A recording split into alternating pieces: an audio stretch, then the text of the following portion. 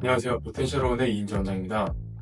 제가 얼마 전에 작심삼일 팟캐스트라는 유튜브 채널에 출연을 해서 허성범님과 준희님, 너무 멋있는 두 분과 함께 제가 어렸을 때부터 어떻게 살아왔는지, 제가 어떻게 공부를 해서 의대를 가게 되었는지 이런 부분들을 이야기할 수 있는 시간이 있었어요. 그 영상 중에 하나가 반응이 되게 좋았었거든요. 릴스로 올라온 한 영상이 20만 뷰 이상이 나오면서 많이 댓글이 달렸는데, 이제 제가 수학 공부를 어떻게 했는지, 제가 어떻게 수학 공부를 했길래 고3 수능에서 수학에 100점 만점에 47점이 나왔는데 전부 1등급을 맞는 성적이 되었는지 너무 궁금해하시는 분들이 많더라고요. 그래서 제가 이 유튜브 채널에서는 모발이식 탈모 치료 관련된 내용들만 거의 말씀을 드리고 있었는데, 이건 좀 다루고 넘어가야 될 것 같아서 왜 제대로 얘기를 안 해주냐 이래서 막 댓글들이 많이 있으셨고, 저한테 DM을 보내신 분들도 많이 있으셔가지고, 그래서 이건 한번 나누면 좋지 않을까 이런 생각이 들었습니다.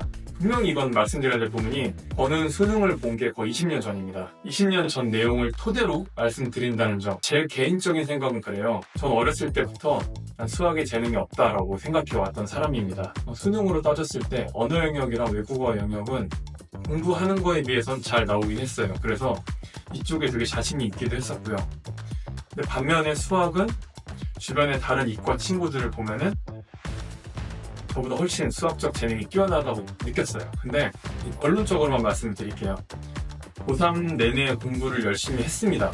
했는데도 성적이 거의 안 올랐고, 고3 때도 계속 진도는 나가잖아요. 저는 선행학습이라는 게 없던 사람이었고, 그래서 공부 내용은 이만큼 쌓여가는데 진도도 새로운 부분들을 배우게 되고, 그런 부분들이 문제에 출제되다 보니까 숙달되지 않은 부분들도 계속 나타나게 되고, 그래서 결과적으로는 수능에서 그런 모든 부분들을 다 통합적으로 잘 정리해서 시험을 잘 볼 만큼 내용들이 제 안에 정리가 되지 않았던 부분도 분명히 있어요. 그래서 47점이라는 점수가 나왔고요. 그런데 1년 동안 어떻게 해서 점수를 그렇게 많이 올렸느냐? 크게 두 가지로 나눌 수 있을 것 같습니다. 한 가지는 기초 다지기. 제가 이제 재수학원을 가자마자 첫날 담임 선생님이 수학 선생님이셔서 그분을 교무실에 찾아가서 말씀을 드렸어요. 저는 수학을 이렇게 맞았는데 정말 올해 재수에서 수능에서는 100점을 맞고 싶습니다 라고 했더니, 8월까지는 성적이 아예 안 오를 것인데 나를 따라올 수 있겠느냐 라고 하시면서 대신 9월부터는 갑자기 오를 것이다. 그래서 그걸 따르겠다고 했고요. 그 방법이 뭐였냐면 수학의 정석을 달달 외우는 거였습니다.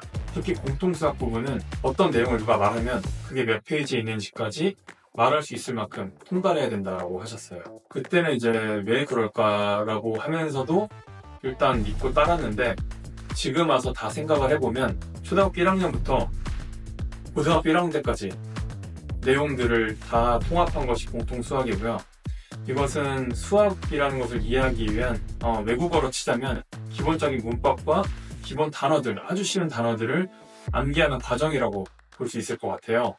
이거를 모르기 때문에 그 위에 아무리 문제들을 많이 쌓아놔도 그 기존의 문제를 살짝만 비튼 문제가 나오면 응용이 안 되는 거예요. 그 기초가 단단하다면 그때부터는 다양한 응용이 가능해집니다.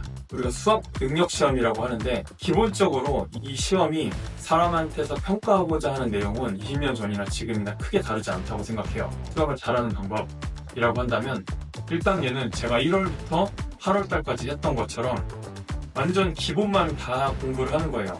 원래 기본이 좋으셨던 분들은 내가 기본이 정말 좋은지, 잘 모르고 있던 부분들은 없는지 그런 것들 점검하는 시간을 일정 기간 갖는 것이 정말 중요하다고 생각을 합니다.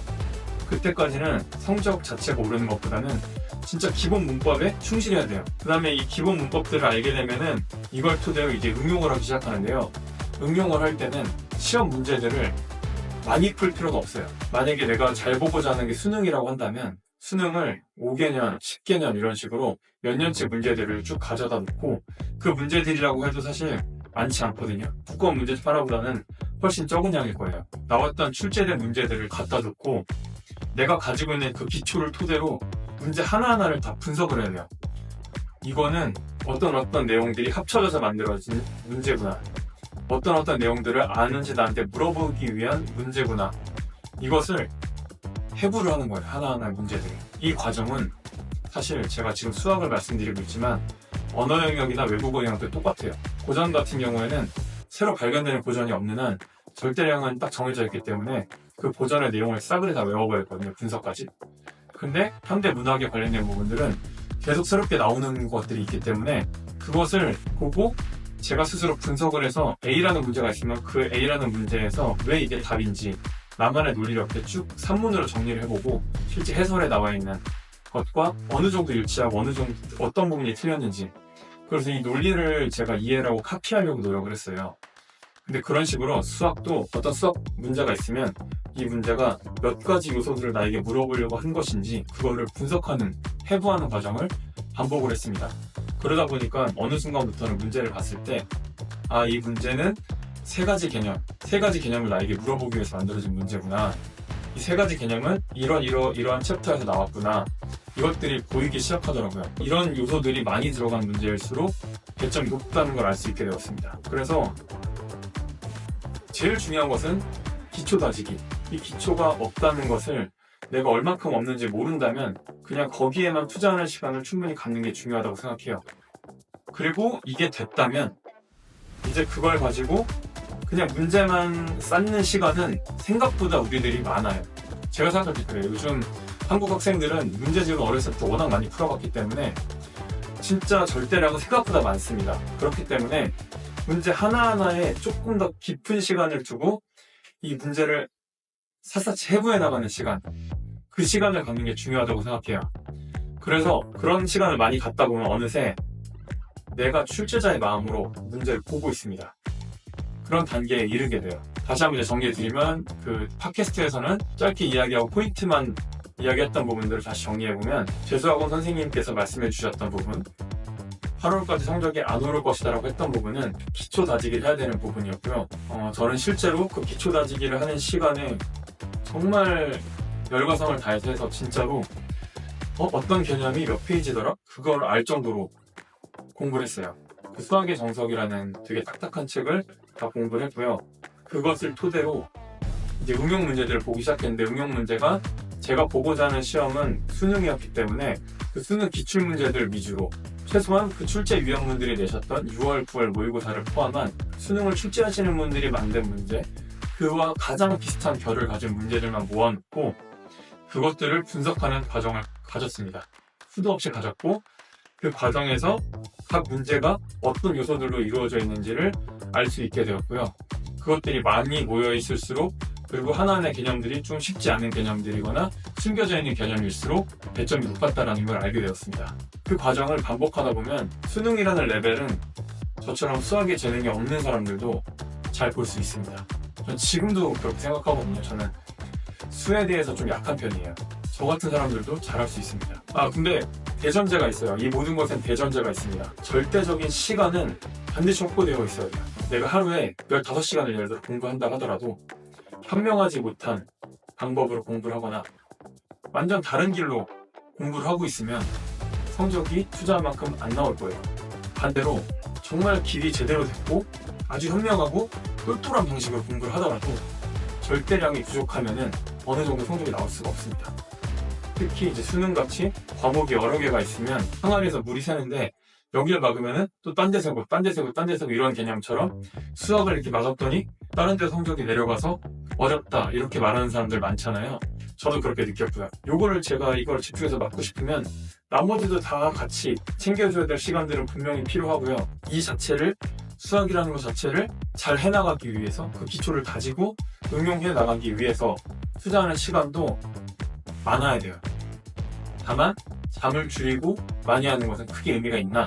라는 생각이 들고, 나라는 인간에게 하루에 몇 시간의 수면이 꼭 필요한지, 내가 일정 이상의 퍼포먼스를 내기 위해서 그것도 분명히 고민을 많이 해보셔야 돼요. 그렇게 생각해 놓은 것은 사실 평생 갑니다. 그리고 이것을 이제 보시는 분들, 학부모님들이라든지 학생분들이 혹시 이 영상을 보시게 된다면 되게 잔인한 얘기긴 하지만 제가 꼭 말씀드리고 싶은 건 이거예요. 대학을 간다고 해서 공부가 끝이 아닙니다. 사실 거기서부터 공부할 게 더 많아요. 그런데 대학을 갈 때 내가 어떻게 공부했는지, 정말 뜨겁게 그 공부했던 시간들, 그런 것들은 내 평생의 자산이 됩니다. 나는 이 정도까지 할 수 있었던 사람이야. 이 정도까지 불태울 수 있는 뜨거운 사람이야. 그런 뜨거운 마음과 열정을 가지고 계획대로 움직일 수 있는 사람이야 라는 나 자신에 대한 자신감, 자부심, 그리고 그게 실제로 결과물까지 좋게 나왔다면 그 부분은 더더욱 강해질 것이고요. 대학을 간다고 모든 근심 걱정이 사라지고 좋은 대학을 간다고 해서 인생이 다 잘 풀리는 건 당연히 아니지만 그 목표를 위해서 달리는 시간은 분명 가치 있고 그 시간 동안에 단련된 내 마음속에 여러 가지 부분들은 내 평생의 자산이 된다. 이렇게 생각하셔도 되는 부분이다. 그걸로 우리가 살면서 만날 수 있는 진짜 수많은 어떤 역경들 그런 것들 이겨낼 수 있는 힘이 될 수 있다고 생각을 해요, 저는.